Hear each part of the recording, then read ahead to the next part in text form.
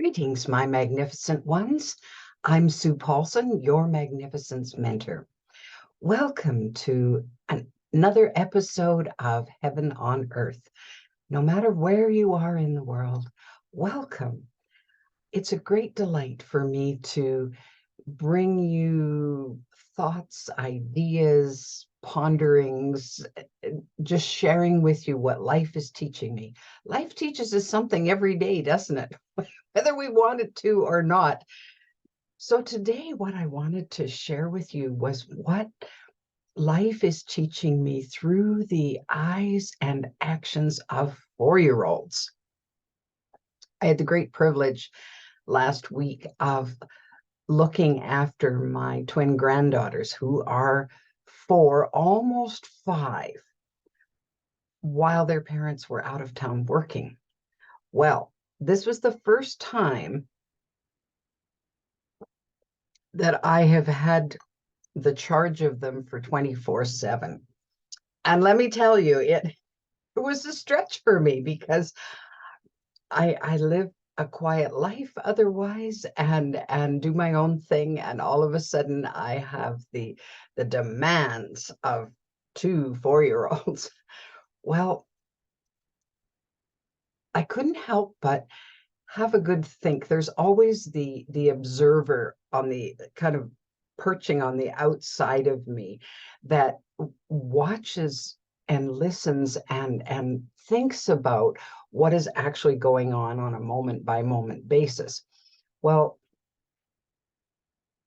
so I couldn't help but reflect afterwards what the experience was like. Of course, it was a whirlwind of 2 days of ups and downs. Talk about a roller coaster ride when you're with 4-year-olds, because they go a million miles an hour, and Nana has a little trouble keeping up. So, and of course, my prime goal is to keep them safe for the most part, keep them happy for the most part, just make sure that they're looked after the way I want to be able to look after them. Well, here's what I learned in watching and being part of this 4-year-old world where there were no other adults around except when I took them to daycare or I took them to school. They live in the moment. We hear lots as adults where people say, well, just live in the moment, don't worry about the past, never mind fretting about the future, just live in this present moment because that's all we have. Well, it's great advice. I know maybe you, like I, struggle with that and say, yeah, but I got my head is filled with what went on before, and I'm concerned about my future, and there's all this time. Well, how do I pull myself into the present? Well, be with a 4-year-old for 5 minutes and you'll learn very quickly how that goes, because they're absorbed in whatever they're absorbed in that moment, whether it's at play, whether it's eating something, whether it's wrangling with one another, whether it's being joyful about something they just discovered. It doesn't matter. They're focused. They're not thinking about anything else. They're just focused on whatever it is that they're doing. And they're doing whatever it is that they're doing. They're not thinking about what to make for supper or worried about where they're going the next day. It's just right now. And you can hear it in their voice because they'll say, Nana, I want something to eat right now. Because they've thought about it and it needs to happen instantly. So, well, of course, if giving them food in that moment is not on your agenda, which sometimes it wasn't on mine, then the only way that focus is going to shift is if you distract them with something that takes their attention off that thing that they're so focused on onto something else. And they can make that switch quite quickly, depending on how skilled you are, or if something even more interesting than food in that moment captures their attention. So they're very focused, and they're living in the present from moment to moment to moment to moment. So of course, at that age, there are lots of bumps and bruises and scrapes on the skin. And of course, the Band-Aid companies are always, I'm sure, very grateful for toddlers and little kids because mom and dad spend quite a lot on Band-Aids from the store. So they'll maybe feel an instant of hurt because of the scrape on the skin, and will come running for comfort and affection and something to soothe their tears, and then they're off playing again. So it's just, it was top of mind for that few seconds, and then it's gone again. It's gone. And they might look at it with kind of bemused curiosity later and say, oh, and count how many scrapes and bumps, but it doesn't mean anything to them at that point. It was just, well, it happened. Oh, well, so what? Carry on. And so I marvel because I think, wow, I'd like to be able to do that. And once in a while I can, but not with the consistency of a 4-year-old, that's for sure, because it just goes on and on and on. So if you didn't get the lesson in the first half hour that you're with them, by the end of 2 days, if you're paying any kind of attention, you'll get the lesson. And of course, bless parents who deal with 4-year-olds day after day after day after day. I did it, but I conveniently forgot what that was like. Well, just after doing it for 2 days, I'm going, oh, how do they cope with this? How do they keep their sanity? Because it's a big job. So bless all you parents who just boldly go and just do it day after day after day. So my hat's off to you. Nana Sue is quite grateful that at the end of my time with the girls, they go back to their parents and I can go, where's my napping couch? So that was the first thing I learned with 4-year-olds is presence, or I guess I relearned it. It was a beautiful demonstration of how to stay in the moment.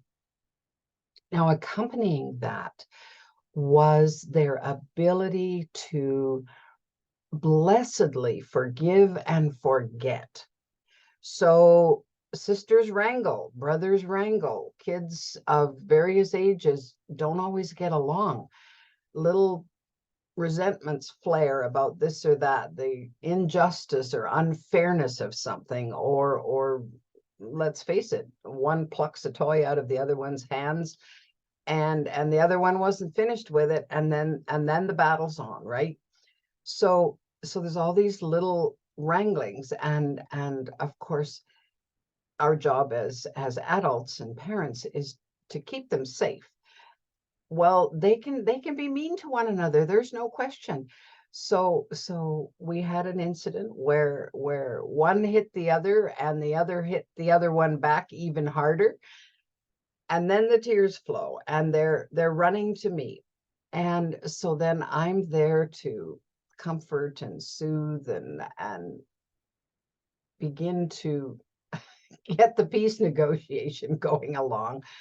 And after a couple of minutes, and I'm saying, well, I think it's important that you tell each other that you're sorry for hitting each other.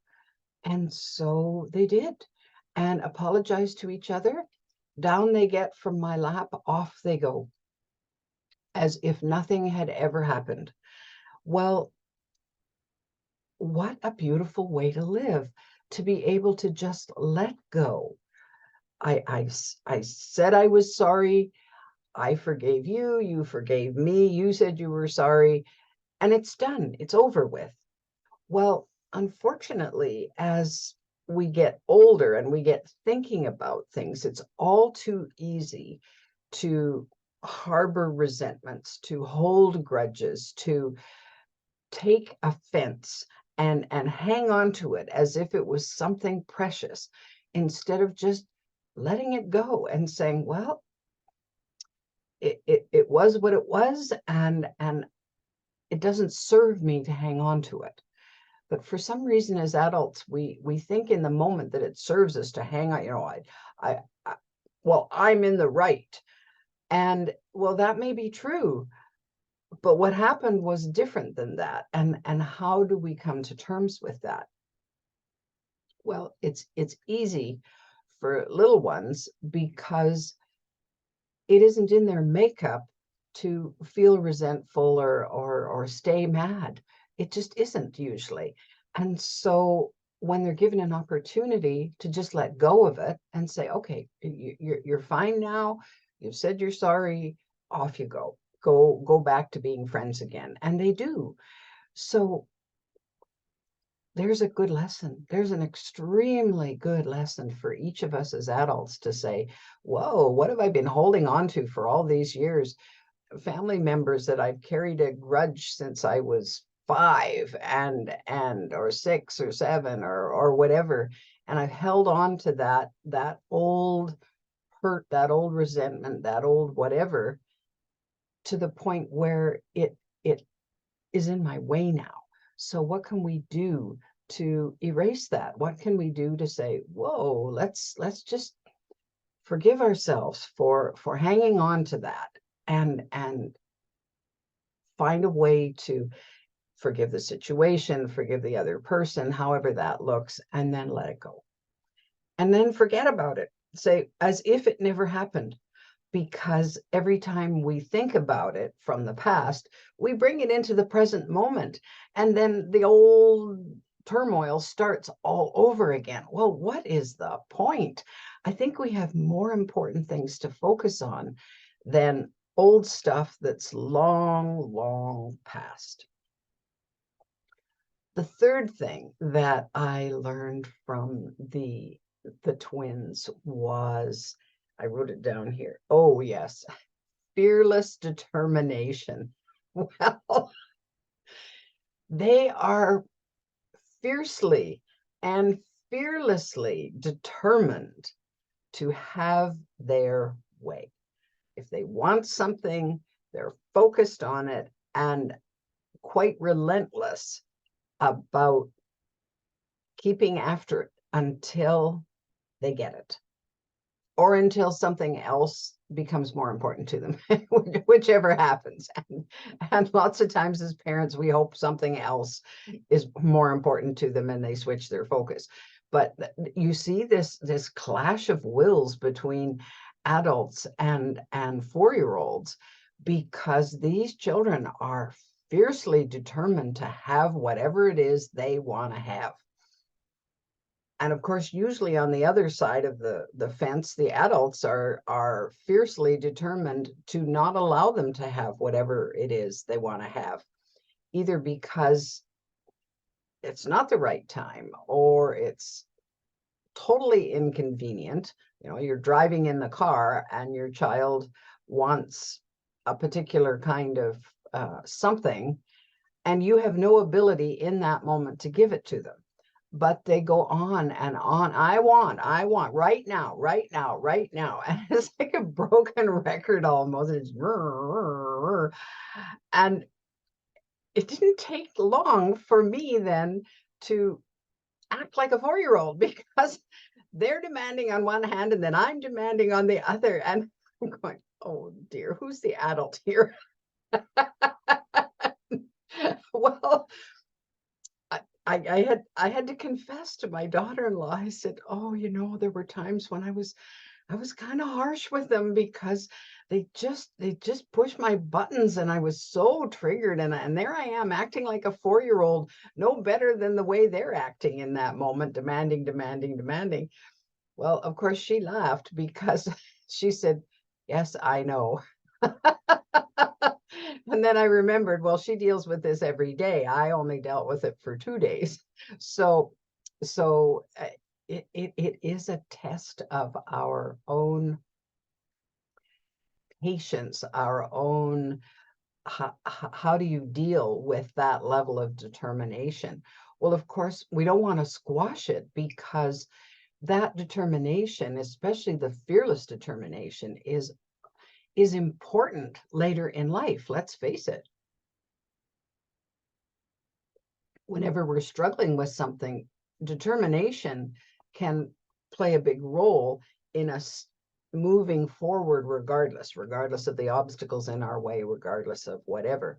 So I think in relation to 4-year-olds, it's important to help them understand options and the ability to delay gratification and all of those kinds of things. And that's a gradual process. And I think eventually they get it and they're not demanding like that anymore. But I can think of lots of times as an adult, I want what I want and I want it right now. So I get impatient if I can't have what I most desire. It's just that I have a few more tools in my toolbox that I can draw on to delay the gratification, to deal with the impatience and all of that kind of thing, whereas 4-year-olds don't. So that's part of our job as adults, is to help them through that, but still to admire the fact that they have that level of determination, that they're focused and they're driven towards something. So we don't want to let that go. And of course, as adults, we want to keep some of that for ourselves. So anytime I falter, I think about times when I really, really, really wanted something and I was focused. Well, it may have taken longer than I wanted to get where I wanted to go, but inevitably, because of that determination, I got there. So it's a beautiful reminder to me that fierce determination and that fearless determination can really move us forward in life, especially when we're facing big challenges, big roadblocks in our lives, obstacles. We're trying to sort things out. Life isn't turning out the way we had hoped. Well, we all hit those moments, and we need an arsenal of tools to be able to deal with all of that. So the ability to live in the moment is one of those big tools. The ability to be fiercely determined about, well, regardless of the obstacles, I'm going to get what I want. And of course, the ability to forgive ourselves for perceived failures, for missteps, for misspoken words, for, excuse me, inadvertently hurting someone else, all of those kinds of things, all of that, to be able to forgive that and then let it go. All of that builds towards our magnificence. Because when I've said over and over that we're born magnificent and we just forgot, well, part of the remembering, becoming a member of the magnificence body that is us, that is connected uh, to the universe, to spirit, to God as you understand him, her, or it to be, whatever that looks like. There are so many things that cloud that knowing, that cloud that understanding. It's to get them out of the way. It's to deal with them one by one so that the path becomes clear, instead of great big boulders that we're wanting to climb over. Then they become little pebbles that we just lightly step on top of and move forward. So that's when we think of the innocence of a child and how they deal with life, it's so much simpler and so much sweeter. Well, if we did the same thing, if we just remember, what was it like to be that innocent? What was it like to just take life as it unfolded and to fearlessly ask for what it is we want in life and determinedly move towards it? That's a pretty cool recipe, I think, for tapping into believing in and embracing our own magnificence. You know you can do this because you are that magnificent. And if you forget, well, go to the playground and watch the little ones and see how they engage with life and take a page from that and say, oh yeah, I used to do that. Good. Well, you can do it again because you do know how. In the meantime, if you're enjoying the Heaven on Earth series, I invite you to subscribe to this channel so you don't miss an episode. I also invite you to download my free app called The Magnificence Mentor. There's lots more videos, audios, and written content there for you to enjoy to move along the path to living a more magnificent life. You deserve it. Bless you for being here. I look forward to chatting next week on Heaven on Earth.